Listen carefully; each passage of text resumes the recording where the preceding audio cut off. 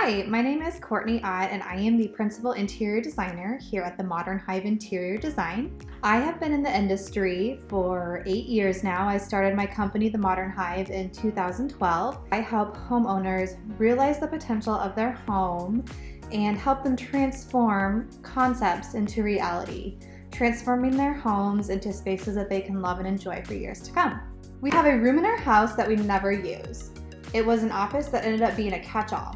Wondering what to do with the space and how to approach a room that is not being utilized. First, identify if your house is missing anything. Something like maybe a playroom, a guest room, an exercise room. Think about some of the things that you do for hobbies and something that maybe you can incorporate into your room. So for example, maybe you're into yoga and you would love to have a yoga room or a relaxation room. Use that as your jumping point to identify how this space could be utilized better for you.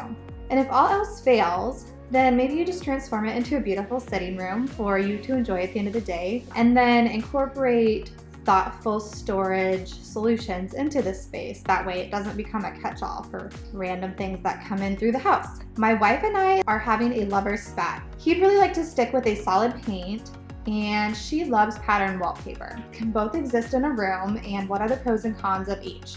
Absolutely. You can totally use both in a room. And in fact, I use wallpaper in nearly every single one of my projects these days.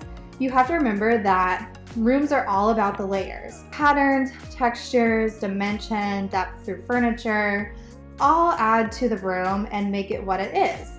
So a lot of times when I'm using wallpaper in a room, it is just for an accent wall. You know, for example, in a master bedroom, the back of the wall is wallpapered.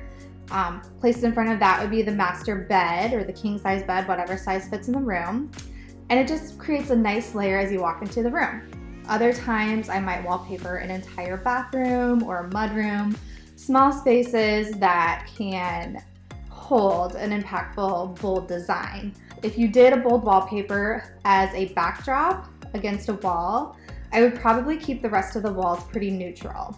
I want to remodel my main level, but I don't know where to start. When you want to remodel your main level or any project, or even if it's building a home, the best thing that you can do is to have a plan of action set in place first.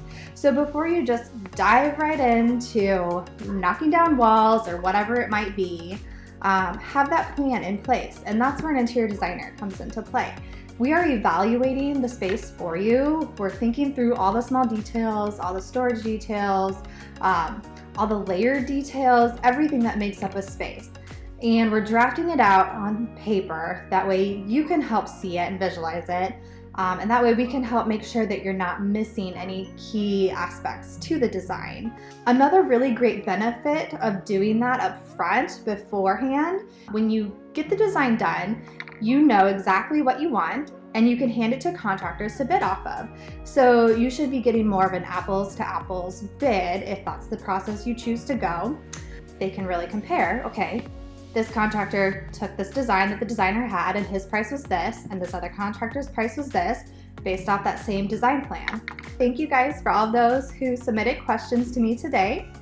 If you would like to learn more about my company or my business or how you can work with an interior designer, please visit themodern-hive.com. There's a ton of really great information out on my website that outlines all of our services and a lot of great blog materials too to help you kind of move forward and plan for that next design project. So thank you guys. You guys all stay safe and healthy.